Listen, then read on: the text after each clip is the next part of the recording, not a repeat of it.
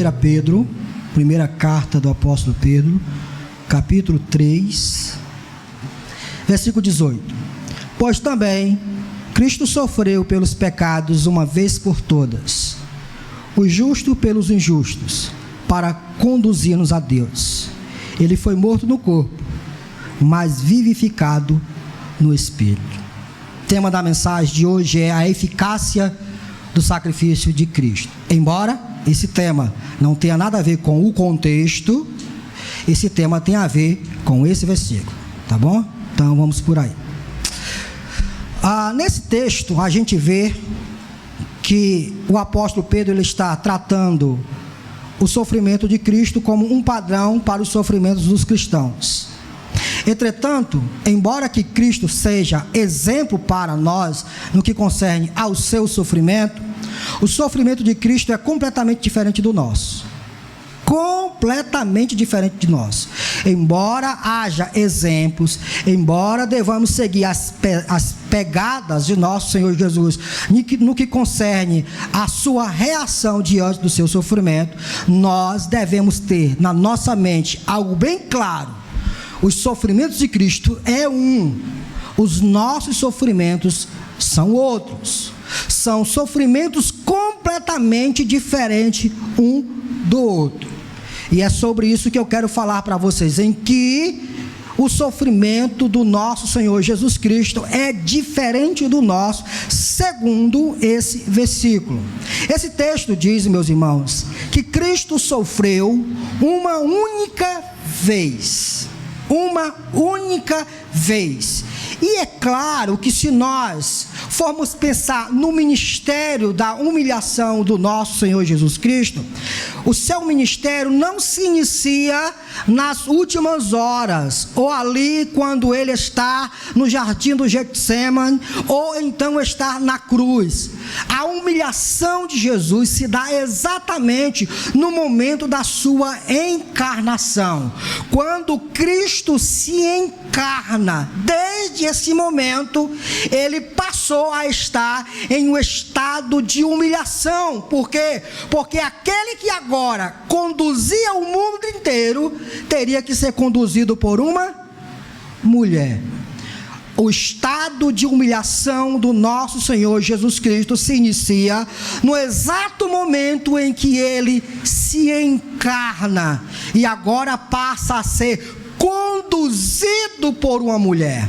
Quando ele nasce, aquele que sustenta todas as coisas, agora não consegue mais sustentar a sua bexiga, né? Ele não consegue fazer algumas coisas por causa do seu estado de humilhação. Entretanto, meus irmãos, não é do ministério de humilhação por inteiro que Pedro aqui está falando. Eu entendo que Pedro está se referindo e ele está dando um ênfase ao exato momento da crucificação e morte de nosso Senhor Jesus Cristo. Pois ele disse que Cristo sofreu uma única vez. Então, se formos pensar em todo o sofrimento do nosso Senhor Jesus Cristo, não seria uma única vez. Então entendamos que o que Pedro está se referindo aqui é aquele último momento, desde o momento do seu choro, em que o seu suor se torna em gotas de sangue, até o momento em que ele dá o último brado na cruz do Calvário. Os sofrimentos de Cristo foi um sofrimento único, que foi apenas uma vez. E é interessante como os outros autores do Novo Testamento também reverberam esta mesma ideia, esta mesma filosofia. Vá comigo, por favor, irmãos, ao texto de Hebreus, capítulo 9, versículo 24, por favor. Hebreus, capítulo 9, versículo 24. Diz assim o texto: pois Cristo não entrou em santuário feito por homens, uma simples representação do verdadeiro. Ele entrou nos céus para agora se apresentar diante de Deus em nosso favor. não, porém, para se oferecer repetidas vezes. Olha o que o texto está dizendo. Ele não fez essa entrada no santuário celestial para oferecer um sacrifício repetidas vezes. Grave isso na sua mente. A semelhança do sumo sacerdote que entra no lugar santíssimo todos os anos com sangue alheio. Se assim fosse, Cristo precisaria sofrer muitas vezes desde o começo do mundo, mas agora ele apareceu uma vez por todas no fim dos tempos para aniquilar o pecado mediante o sacrifício de si mesmo. Da mesma forma como o homem está destinado a morrer uma só vez e depois disso enfrentar o juízo, assim também Cristo foi oferecido em sacrifício uma única vez. Vejam que o autor aos Hebreus também dá ênfase a essa ideia de Cristo ter padecido uma única vez. E eu vou já trazer uma relação entre essas repetições que havia no Antigo Testamento e entre essa única vez que o Senhor Jesus se sacrifica. Capítulo 10, versículo 10, irmãos, de Hebreus, por favor. Pelo cumprimento desta vontade, fomos santificados por meio do sacrifício do corpo de Cristo, oferecido uma vez por todas. Vão comigo, por favor. Romanos, capítulo 6, versículo 8. Romanos, capítulo 6, versículo 8. Romanos 6 e 8. Diz assim o texto: ora, se morremos com Cristo, cremos que também com Ele viveremos. Pois sabemos que, tendo sido ressuscitado dos mortos, Cristo não pode morrer outra vez. A morte não tem mais domínio sobre ele, porque morrendo, ele morreu para o pecado uma vez por todas, mas vivendo, vive para Deus. Qual é o fator aqui, irmãos? Qual é o fator que liga o sacrifício de Cristo, o sofrimento de Cristo, com os sacrifícios que eram feitos no Antigo Testamento? Se você for para o livro de Levítico, que era o livro que possivelmente nós iríamos estudar hoje na escola bíblica dominical, você vai perceber que Deus, para ter relacionamento com o povo, exigiu vários tipos de sacrifício. Desde o primeiro capítulo de Levítico até o último capítulo, Deus vai mostrar como que através dos sacrifícios que eram feitos pelo sacerdote, a nação e indivíduos pessoalmente iriam ter relacionamento com Deus. Esses sacrifícios, eles eram repetidos várias vezes. Quando alguém que pecava um pecado pessoal, esse alguém levava diante do sacerdote um sacrifício específico, e isso se repetia várias e várias outras vezes. Quando alguém entendia que havia transgredido a lei, ele levava um sacrifício para ser apresentado pelo sacerdote a Deus, a fim de que Deus tratasse esse indivíduo com bondade, segundo a sua própria aliança. Mas não havia apenas isso. Havia um momento em que toda a nação deveria se arrepender. Haveria pecados arrependidos especificamente de uma pessoa, e havia pecado que relacionava a toda a nação. Leia comigo Levítico capítulo 16, por favor. Vá comigo lá. Levítico capítulo 16. O Senhor falou com Moisés, depois que morreram os 2 filhos de Arão por haverem se aproximado do Senhor. 2. O Senhor disse a Moisés: diga a seu irmão Arão que não entre a toda hora no lugar santíssimo, atrás do véu, diante da tampa da arca, para que não, o lugar era tão santo, o santíssimo lugar era tomado pela glória de Deus, de tanta santidade que impregnava-se sobre aquele lugar. O sacerdote, por mais que fizesse sacrifício por si mesmo, não poderia entrar várias e várias vezes para oferecer sacrifício ao Senhor. Apenas uma vez por ano ele poderia fazer isso. Leiamos comigo. Versículo 3: Arão deverá entrar no lugar santo com o novilho como oferta pelo pecado e com o carneiro como holocausto. Ele vestirá a túnica sagrada de linho com calções também de linho por baixo, porá o cinto de linho na cintura e também o turbante de linho. Essas vestes são sagradas, por isso ele se banhará com água antes de se vesti-las. Receberá da comunidade de Israel 2 bodes como oferta pelo pecado e um carneiro como holocausto. Arão sacrificará o novilho como oferta pelo próprio pecado, para fazer propiação por si mesmo e por sua família. Depois pegará os 2 bodes e os apresentará ao Senhor à entrada da tenda do encontro, e lançará sortes com os 2 bodes, uma para o Senhor e outra para Azazel.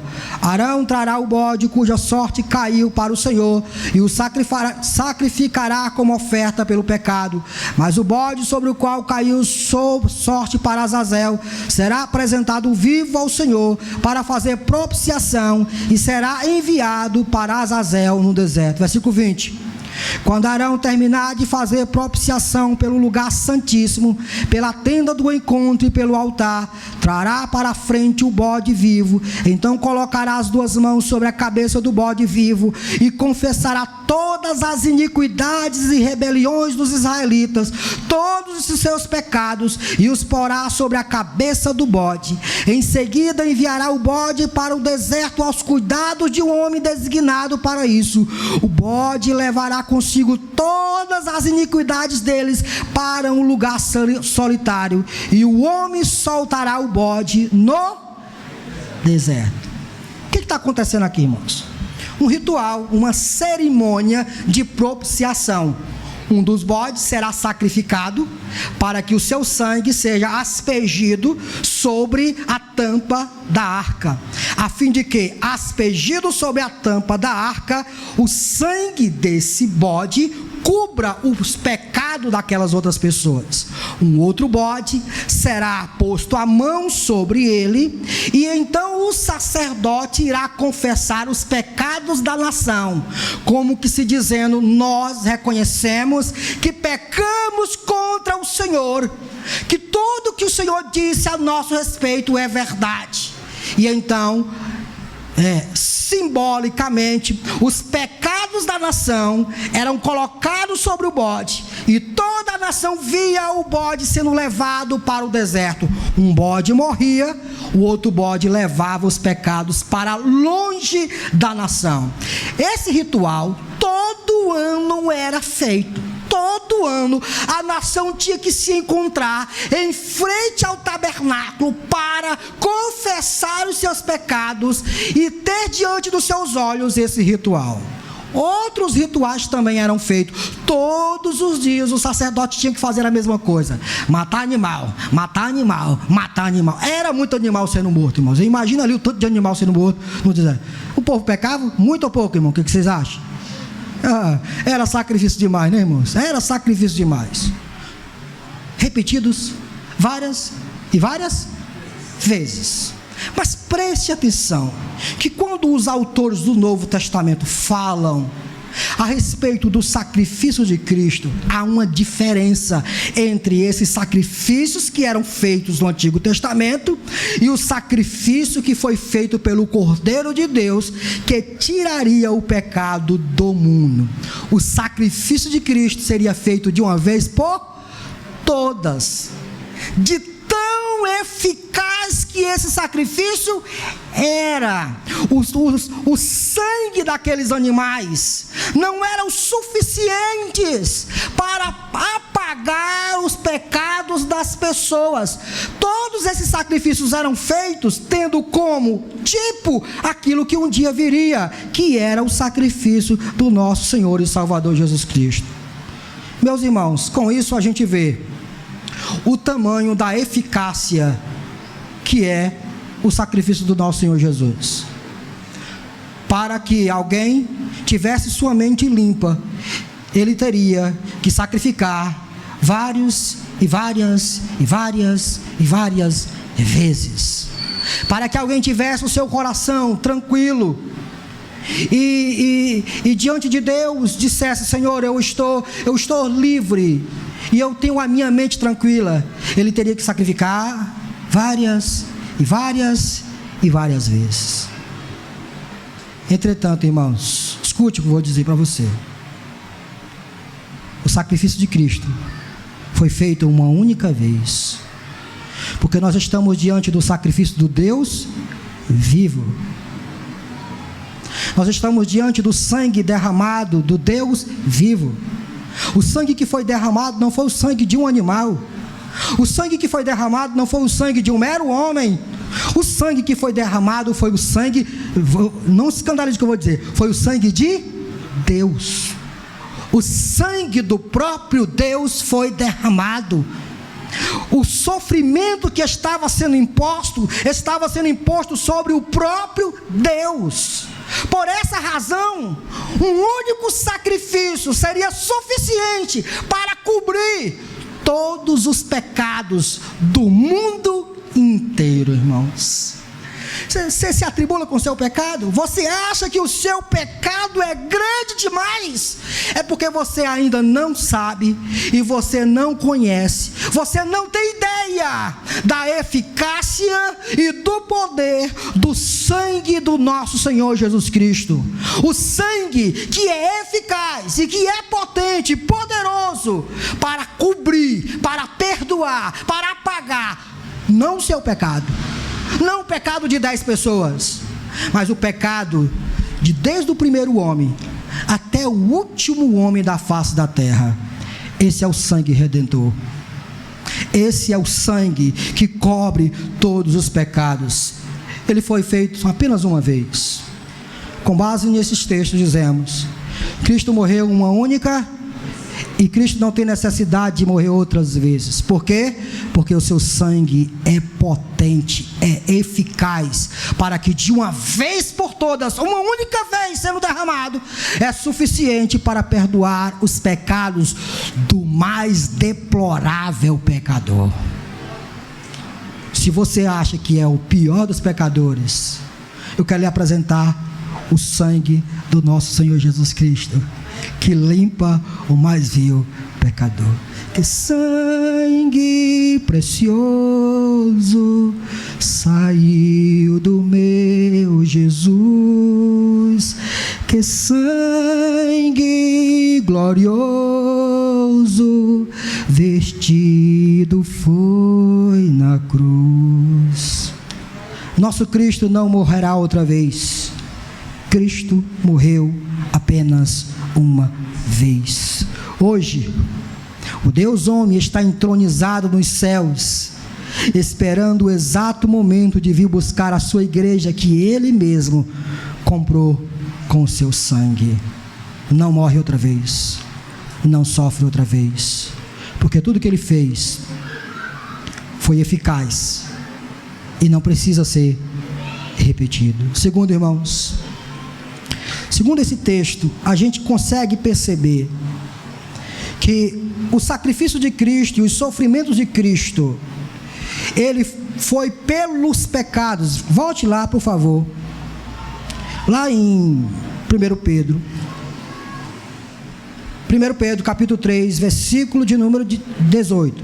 Pois também Cristo sofreu pelos pecados. Meus irmãos, o que o apóstolo Pedro revela com essa frase é que os sofrimentos de Cristo foram sofrimentos vicários. Ou seja, ele sofreu como um substituto. Vicário é um substituto. Quando alguém tem um sofrimento, vicário está sofrendo por causa de outra coisa, de outra pessoa. Nós não sofremos, os nossos sofrimentos não são vicários. Nós não pagamos nenhum pecado. E muitas das vezes a ideia de que quando a gente vê alguém sofrendo, né? Quando a gente vê alguém sofrendo, a gente diz assim: fulano tal está pagando os pecados dele. Essa é a ideia mais absurda que pode haver na cabeça de alguém. A realidade desta ideia, estando em você, porque você não conhece de fato o que é o pecado, o que é a transgressão e o que é o seu sofrimento. Nós não temos condições de cobrir pecado, irmãos. Nós não temos condições de padecer por pecado, porque nós não somos justos, nós não cumprimos a lei. Não há mérito em nós para que Deus olhe para nós e coloque na balança o nosso pecado e a nossa obra e diga: eu vou trocar a tua obra pelo teu pecado e agora você está purificado e justo. Não há. Os nossos sofrimentos são por outras coisas, mas nós não sofremos para pagar pecado. Essa é uma ideia católica, quando inventaram o purgatório, né? Quando alguém vai para o purgatório, ele vai pagar pelos seus pecados, vai sofrer lá por um longo tempo, e lá ele vai pagar pelos seus pecados, até que ele então entre no céu. Ideia mais absurda do que essa não existe. Mas o que eu quero apresentar para você é que quando Cristo sofre, não sofre por causa dele. Cristo sofre por causa dos pecados. Por mais que todo pecado, por mais que todo sofrimento seja produto do pecado original, entenda, não confunda o que eu vou dizer. Por mais que todo sofrimento tenha alguma origem no pecado original, todo sofrimento não tem origem nos pecados específicos. Essa é uma confusão que muitos de nós fazemos. Nós sofremos, claro, por causa do pecado original. Quando Adão e Eva caem, consigo eles carregam toda a humanidade, e por isso todo o sofrimento que agora a humanidade vai passar foi por causa do pecado original. Mas escute o que eu vou dizer: os nossos sofrimentos não são sofrimentos impostos por causa de pecados específicos. Vixe, eu dei uma mentira, já sei porque eu saí do emprego, porque eu menti. Não, tire isso da sua cabeça. Não é assim que Deus trata a gente. Não é assim que Deus trata a humanidade. Primeiro, porque se fosse assim, o que estaria acontecendo é que Deus estava expurgando o teu pecado pelo sofrimento causado a você. Então, de alguma forma, você poderia dizer: Senhor, eu estou sofrendo, então agora que eu estou sofrendo, já paguei pelo meu pecado, agora me abençoa. Você poderia dizer isso, sim ou não? Claro, porque você sofreu, pagou. Mas não é assim. Você não faz isso. Foram os nossos pecados que levaram o nosso Senhor Jesus a uma morte cruenta, meus irmãos. Nossos pecados geraram para nós uma eterna dívida, capaz de fazer com que experimentássemos a ira de Deus. Cristo sofreu pelos pecados. Olha o que diz em Isaías 53, por favor. Isaías 53. Versículo de número 3. Isaías está profetizando a respeito do ministério de sofrimento do nosso Senhor Jesus, o qual nós estamos falando aqui. O que ele diz a respeito desse ministério? Ele quem? Cristo, foi desprezado e rejeitado pelos homens, um homem de dores, e experimentado no sofrimento como alguém de que os homens escondem o rosto. Foi desprezado e nós não o tínhamos em estima. Certamente ele tomou sobre si as nossas... Olha o que... Vocês se lembram lá do bode, irmãos? Vocês se lembram lá do ritual? Vocês se lembram lá da cerimônia? Quando o sacerdote pegava o bode, confessava os pecados da nação, e o bode levava os pecados da nação. Vocês se lembram? Coloca aqui na sua mente. Olha o que Isaías está dizendo. Certamente ele tomou sobre si as nossas enfermidades e sobre si levou as nossas doenças. Contudo, nós o consideramos castigado por Deus atingido e afligido. 5. Mas ele foi transpassado por causa das nossas transgressões, foi esmagado por causa de nossas iniquidades. O castigo que nos trouxe paz estava sobre ele, e pelas suas feridas nós fomos. Escute, nenhum dos sofrimentos que foram impostos sobre o nosso Senhor Jesus foi em vão. A cada dor, o que estava acontecendo ali era uma dívida sendo paga. A cada tombo que ele levava na cruz, o que estava fazendo ali era uma dívida de um pecado sendo pago. Cada sangue, cada gota sendo derramada, o que estava acontecendo ali era milhares e milhares e milhões de pecados sendo cobertos pelas suas pisaduras. Cada dor, cada pegada, cada sofrimento que ele sofria por causa de pecados, não dele, mas de quem? De quem, irmãos? Diga meu, e obviamente nós. O sofrimento de Cristo, meus irmãos, não foram pelos pecados dele, porque ele era justo, porque ele era santo, mas foram pelos pecados das pessoas. É isso que Pedro está dizendo. Ele sofreu, ele padeceu pelos pecados, versículo de número 18, pois também Cristo sofreu pelos pecados uma vez por todas. E ele acrescenta dizendo: o justo pelo injusto. Cristo sofreu pelos pecados uma vez por toda, o justo pelos injustos. A terceira observação que o apóstolo Pedro faz a respeito de nosso Senhor Jesus Cristo é a sua referência a Jesus como o justo. Ele vai fazer isso lá na pregação dele em Atos dos Apóstolos, capítulo 4, quando ele diz que as autoridades crucificaram o justo, o inocente. No conceito bíblico, irmãos, justo é aquele que é puro. Justo é aquele que não tem pecado. Nós não somos justos. Justo é o Senhor Jesus. Nós somos justificados. Justificado é uma coisa, justo é outra. Só existe um justo, só existe um santo, só existe alguém que de fato emana dele toda a santidade, e esse alguém é o Senhor Jesus. A morte, meus irmãos, ela é produto do pecado. Romanos 6, versículo 23 diz que o salário do pecado é a morte. Mas a pergunta que não quer calar é: se o salário do pecado é a morte, e nós morremos porque somos pecadores, por que Jesus morreu? Você já fez essa pergunta, irmãos? Se Jesus é justo, se Jesus não tem pecado, se a morte só alcançava os indivíduos que pecaram, por que Jesus morreu? Como a morte alcançou ele, já que ele não produziu nem o salário para que a morte o alcançasse? Meu irmão, a resposta de Pedro é: ele não morreu por causa dos seus pecados, ele morreu por causa dos pecados porque os outros eram injustos. Os indivíduos em que ele veio representar não eram santos. Os indivíduos que ele veio salvar não eram justos.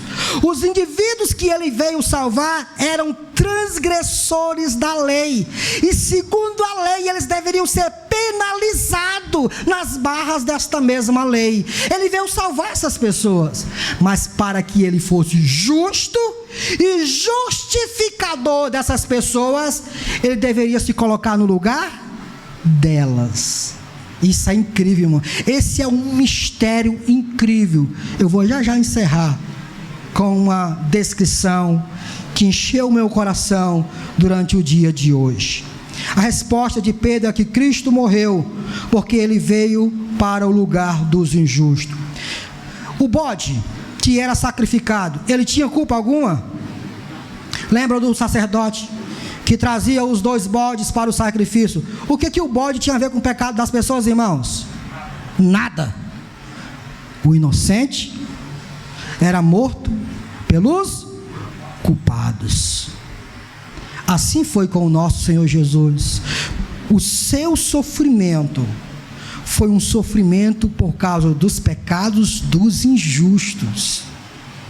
Meus irmãos, uma das últimas palavras que Cristo verbaliza na cruz é a palavra tetelestai, que todos nós conhecemos como está consumado. E essa palavra, estar consumado, ou tetelestai, também é uma palavra usada para uma dívida que foi paga. O que Cristo estava dizendo é: Pai, está pago. Isso é incrível, irmãos. Todo o sofrimento que Cristo sofreu foi por causa de uma dívida adquirida por terceiros. E quando ele está pregado na cruz, as últimas palavras que lhe saem de sua boca é essa: completei, paguei completamente a dívida daqueles que eu veio representar. Irmão, você entende isso? Você compreende isso? Isso está descendo ao seu coração? Quem é você? Eu sei quem eu sou. Eu sei que eu não tenho méritos nenhum para me apresentar diante de Deus. Não há mérito em mim, não há obra nenhuma em mim que cubra os meus pecados. Eu estou ferrado, me desculpe as palavras, diante de Deus. Mas a minha esperança, a minha alegria, o meu júbilo de me reunir com vocês esta noite é porque eu sei que em um dado momento Deus enviou o seu Filho Jesus, nascido sem pecado, concebido pela Virgem Maria, cresceu, viveu sem pecado, viveu debaixo da lei, cumpriu todas as ordenanças da lei, e cada lei que ele cumpria por mim. Escute isso: cada lei que ele cumpria por mim. Cada dor que ele sofria porque o meu pecado foi para ele. Olha a transação, pecado vai para ele, ele sofre, justiça ele faz, vem para mim. Você entende isso? Você entende isso? Pequei, cada pegada que ele sofria era por causa desse pecado. Deus transferiu os meus pecados para ele, ele pagou todos eles. Ele cumpriu todas as regras da lei, esse mérito, todo esse salário que ele adquiriu para mim, veio para minha conta. Por isso que ele disse na cruz: tetelestai. Todas as vezes que eu escuto essa frase, o meu coração estremece, porque não há notícia melhor para mim ouvir do que eu saber que diante de Deus Pai não há nenhum pecado que interrompa a minha comunhão com Ele. Não resta nenhum. Todos os meus pecados que eu pequei desde quando eu nasci até o último que eu vou cometer quando eu morrer, todos eles foram levados por Jesus na cruz. Quando Deus olha para mim, o que Deus vê, irmãos? Romanos 8. De novo esse texto. É ele de novo. Romanos 8. O que Deus vê? Olhe só, se você não chorar com isso, se você não se emocionar com isso, aí não tem mais nada que dê jeito, irmãos. Romanos 8, versículo 37 diz assim, 33, versículo 31. Que diremos, pois, diante dessas coisas? Se Deus é por nós, quem será contra nós? Aquele que não poupou seu próprio filho, mas o entregou por nós, como não nos dará juntamente com ele e de graça todas as coisas? Olha o 33, irmãos. Quem é que vai fazer alguma acusação contra os escolhidos de Deus. É Deus quem os justifica. Irmão, pelo amor de Deus, quando Cristo disse: Pai, tetelestai, está consumado, ali toda a minha dívida, toda a minha conta esgotou, foi paga. Deus ali me justificou, irmãos. Quem tentará acusação contra essas pessoas? É Deus que os justifica. Quem os condenará? Foi Cristo Jesus, que morreu e mais, que ressuscitou e está à direita de Deus e também intercede por todos nós. Que sacrifício tremendo é esse? Um sacrifício que é feito não por causa de seus pecados. Ele é santo, Ele é justo, mas é feito por causa dos meus pecados. E quando Ele se sacrifica, sacrifica-se voluntariamente. E quando paga essa conta, ela é paga eficazmente. É impossível, escute isso. É impossível Deus condenar ao inferno alguém que foi justificado por Cristo. Você consegue ver e ouvir isso? Se tem alguma coisa que é impossível, é Deus condenar ao inferno quem Cristo pagou sua dívida. Só tem mérito. Só tem mérito. Quando Deus olha para alguém que foi justificado com Cristo, Deus só vê as obras e o sacrifício do seu Filho Jesus. E tudo que Deus vê é mérito. Não seus. Você não tem nada. Mas o que aconteceu? Os méritos de Cristo foi para a sua conta. Quando Deus olha para você, só vê coisa linda, irmãos. Nós estamos escondidos atrás de Cristo. Pelos méritos de Cristo, nós temos toda a graça de Deus sendo derramada sobre as nossas vidas. Ora, meus irmãos, isso é muito lindo, saber de todas essas coisas. E quando a gente sabe que o sofrimento de Cristo, ele foi feito, segundo Pedro, para conduzir-nos a Deus. Olha só, isso é uma outra observação que Pedro faz. Cristo sofreu não por causa da sua culpa, Cristo sofreu por causa dos injustos, e Cristo sofreu com um propósito bastante específico. Olha o que o texto diz: pois também Cristo sofreu pelos pecados uma vez por todas, o justo pelos injustos. Para quê? Para que Cristo fez isso? Para conduzir-nos a Deus. Meus irmãos, aqui o apóstolo Pedro revela o propósito da morte de Cristo Jesus. Cristo morreu injustamente para conduzir-nos a Deus. Com a sua morte, o Senhor Jesus Cristo inaugura 3 coisas para nós. Escuta, eu estou pregando uma mensagem temática, então vamos passear um pouquinho na Bíblia. Quando Cristo morre, Ele inaugura 3 coisas para aqueles que creem em seu nome. Primeiro, Cristo inaugura um novo caminho para Deus. Por que foi que Cristo morreu? Cristo morreu para nos conduzir para Deus. Quando Ele morre, Ele inaugura esse caminho. É interessante a analogia que a Bíblia faz, irmãos. Vocês se lembram de Gênesis capítulo 1 e Gênesis capítulo 2? Escute isso, talvez você não observou isso, mas quando você lê Gênesis 1 e Gênesis 2, depois de Deus fazer toda a obra da sua criação e no 6º dia criar o homem, a Bíblia diz que Deus plantou no jardim dentro do Éden. O jardim era o lugar de encontro de Deus com o homem. Lá Deus pegava uma forma e se encontrava com o homem. É interessante, escute isso, irmãos. É interessante que no meio do jardim está a árvore da... Quem é a árvore da vida, irmão? Quem é? Quem é a árvore da vida? Você não vai saber. Apocalipse diz isso, quem é a árvore da vida. Lá no meio do jardim está a árvore da vida.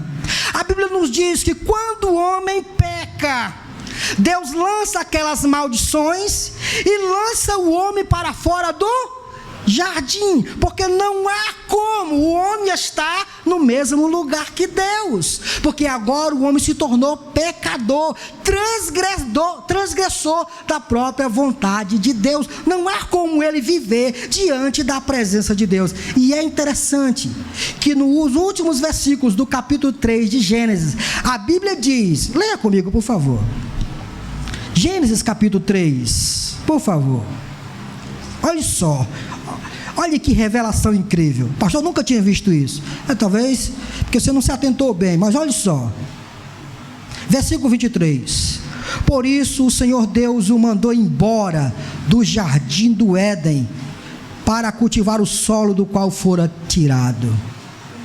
Depois de expulsar o homem, colocou a leste do jardim do Éden querubins e uma espada flamejante que se movia, guardando o caminho para a árvore da... Olha só, sai, pega o beco, né? Vai embora, foge, sai deste lugar. Adão e Eva vão embora. O que Deus faz? Coloca um anjo com uma espada flamejante, impedindo que alguém retorne.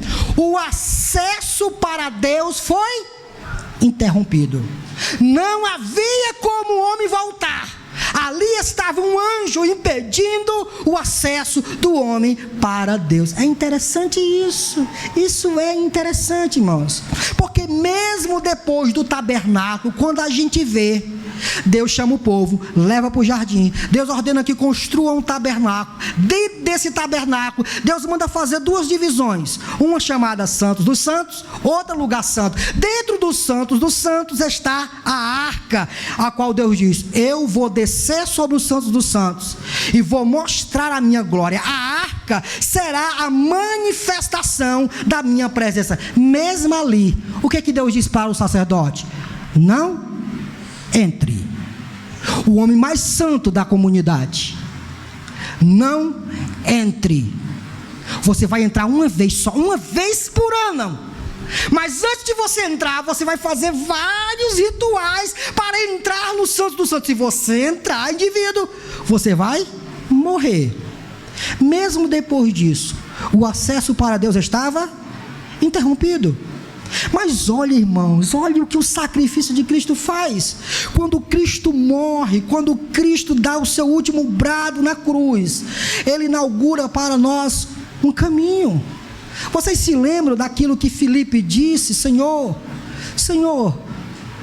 revela-nos alguma coisa. O que Cristo disse lá em João capítulo 14, versículo 8? Eu sou o caminho, a verdade. Vocês se lembram de Gênesis? Vocês estão lembrados de Gênesis? O caminho foi interrompido. O acesso para Deus foi interrompido. Agora Cristo está dizendo para os seus discípulos: vocês se lembram do caminho interrompido? Eu sou o que vai abrir novamente. Eu sou o caminho que levará vocês de volta para Deus. Vocês se lembram que na discussão de Jesus com os fariseus, Jesus disse: na verdade eu digo a vocês, que se vocês não comerem a minha carne e não beberem do meu sangue, vocês não têm parte comigo. Quem comia da árvore da vida vivia para... Vocês se lembram o que Cristo está dizendo? Se vocês não comerem a minha carne, se vocês não beberem o meu sangue, vocês não têm parte comigo. Na verdade, a minha carne e o meu sangue é verdadeira bebida. Quem comer minha carne e beber do meu sangue terá vida eterna. Árvore da vida. Vocês estão me dizendo, irmãos? O que Cristo está fazendo, irmãos? Inaugurando uma nova etapa em que Cristo agora nos dá acesso para Deus. Hoje, meus irmãos, aqui agora, nesse exato lugar, o caminho para chegar à presença de Deus está aberto para todos nós. Quer ir a Deus? Cristo te apresenta a Deus. Quer conhecer Deus? Cristo é o caminho que te apresenta Deus. Cristo te conduz a Deus. E para terminar isso, meus irmãos, escute, em nome de Jesus, 2 Coríntios capítulo 5, versículo 18. Abra lá.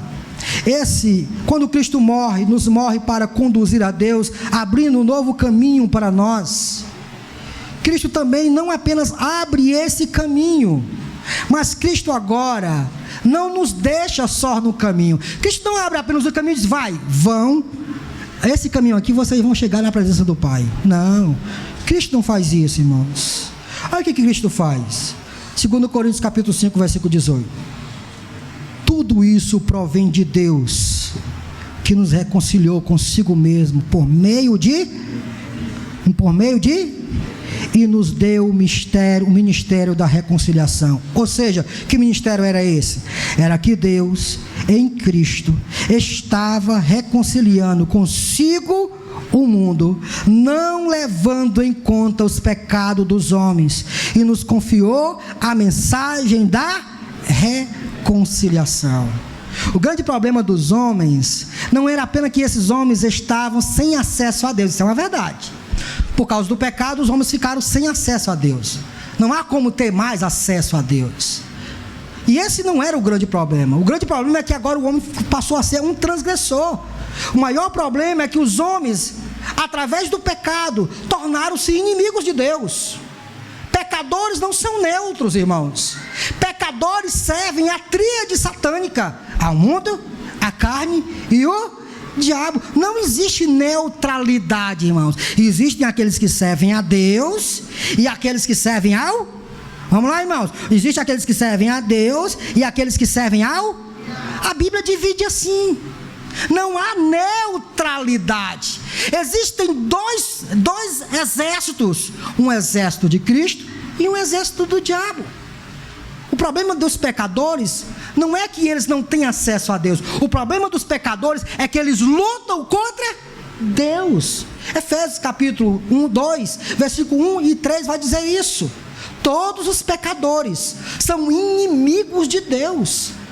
Isaías capítulo 59 diz: são os vossos pecados que fazem separação entre mim e vocês. Romanos capítulo 3, versículo 9 ao 22, Paulo vai dizer: não há nenhum justo, não há nenhum sequer, porque todos se extraviaram, todos se fizeram inúteis. Para eles é vão obedecer a Deus.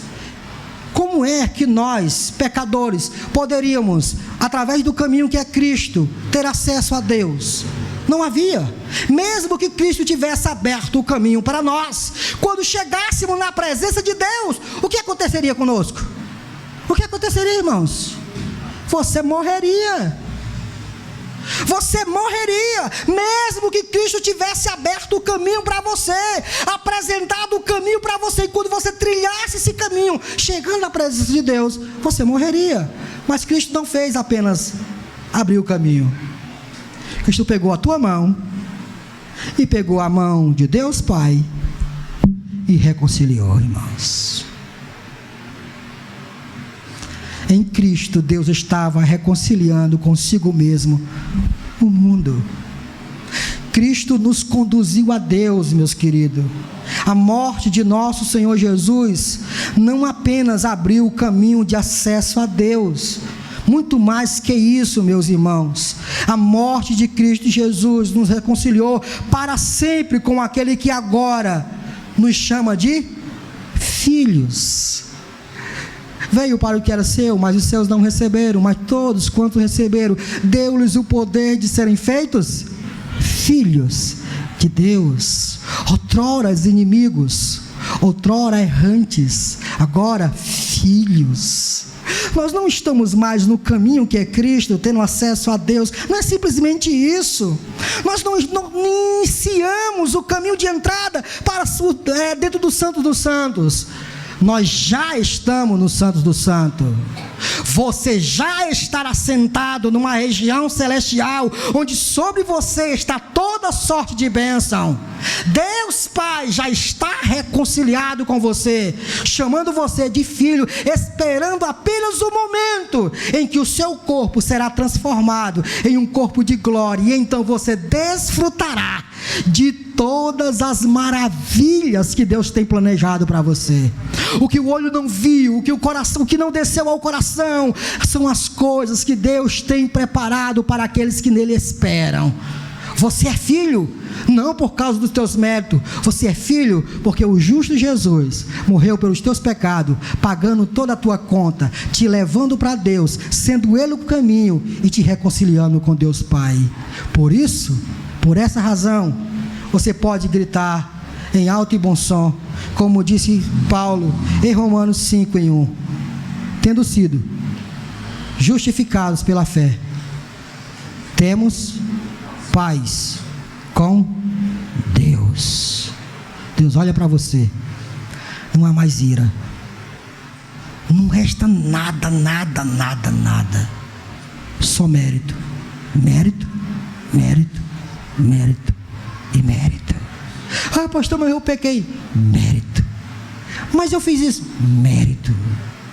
Mas Deus, mérito. Não bote nada. O seu grande problema é que você quer acrescentar alguma coisa àquilo que Cristo fez. Você não pode fazer isso. Nada que você coloque vai aumentar alguma coisa. Só os méritos de Cristo te conduz a Deus. Pecou?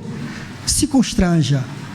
Senhor, eu pequei, mas eu me lembro que Cristo disse que esse pecado já está perdoado. Arrependo-me dele. Amém, irmãos? Termino essa mensagem dizendo a vocês que vocês devem sair daqui sabendo de algumas coisas.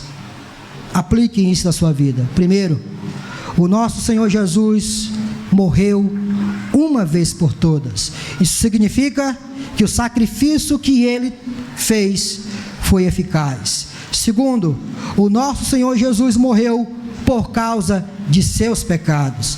Isso significa que todos os teus pecados foram todos jogados sobre os ombros de Cristo. E se você pecar, lembre-se que Ele morreu por você e se constranja por causa disso. Terceiro, o nosso Senhor Jesus não merecia tal sofrimento, pois seu Senhor Jesus era justo. Quarto, o nosso Senhor Jesus abriu para nós um novo caminho de acesso a Deus. Quinto, o nosso Senhor Jesus apresenta-nos para nós o verdadeiro Deus. E sexto, o nosso Senhor Jesus nos reconciliou para sempre com Deus Pai. Quando eu estava meditando na tarde desse dia, neste texto e nessa pregação, eu fiz questão de ligar o meu celular e reassistir uma das cenas que eu acho mais incrível no livro, nas Crônicas de Nárnia.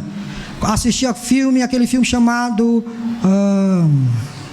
O Leão, a Feiticeira e o Guarda-Roupa. Escute, por favor.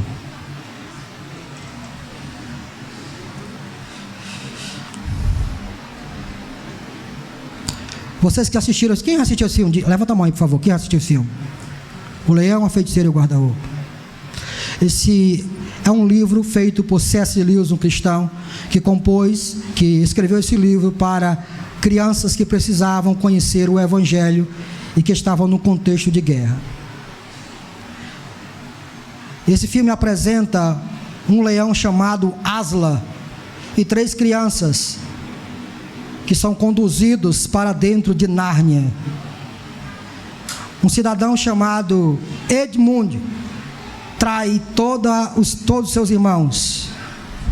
E por causa de Edmund, a feiticeira exige que Edmund seja morto. Então Aslan voluntariamente se coloca no lugar de Edmund. E Aslan é levado para a pedra onde ele é sacrificado. Depois de ser sacrificado, Aslan ressuscita. Ao ressuscitar, Aslan se encontra com Susana e Lúcia, e ambas, emocionadas, perguntam: Aslan, você não está morto? Aslan responde: agora não. O que a feiticeira não sabia era que se uma vítima voluntária, inocente de traição, fosse executada no lugar de um traidor, a mesa estalaria e a própria morte começaria a andar para trás. Você sabia que a morte começou a andar para trás, irmãos? Sabiam disso ou não? Onde está a morte? O teu aguilhão. Onde está a morte, o teu aguilhão? Quando Asla se sacrifica no lugar de Edmundo, ali ele está se sacrificando no lugar de um traidor. Edmundo é eu e você. Cristo se sacrifica no teu lugar voluntariamente. Disso podemos dizer que o sacrifício de Asla foi voluntário. Ninguém o obrigou, pelo contrário, Asla se entregou voluntariamente. Cristo se sacrificou por você voluntariamente. Asla se sacrificou de forma substitutiva. Asla não morreu por ele. Asla morreu no lugar do traidor Edmundo. Cristo não morreu por causa dele. Cristo morreu por causa da sua traição, por causa dos seus pecados. O sacrifício de Asla foi eficaz, porque verdadeiramente Asla libertou Edmundo do poder da feiticeira. O sacrifício de Cristo foi de fato eficaz, porque de fato saímos do poder das trevas e agora pertencemos ao reino de Cristo. O sacrifício de Asla foi redentivo. Isso significa que Asla não pertence mais à feiticeira, mas agora pertence a Asla. O sacrifício de Cristo foi redentivo, porque Ele nos comprou pelo precioso sangue, e agora não pertencemos mais ao mundo, mas pertencemos somente a Ele. O sacrifício de Asla foi transformador, e a última cena do filme diz: o traidor é completamente transformado, e agora ele não é mais identificado como traidor, mas agora as pessoas olham para ele e dizem: Edmundo, o justo. Nós não somos mais identificados como culpados, mas agora Deus olha para nós e diz: justificado, justificado, justificado, justificado, justificado. Feche seus olhos.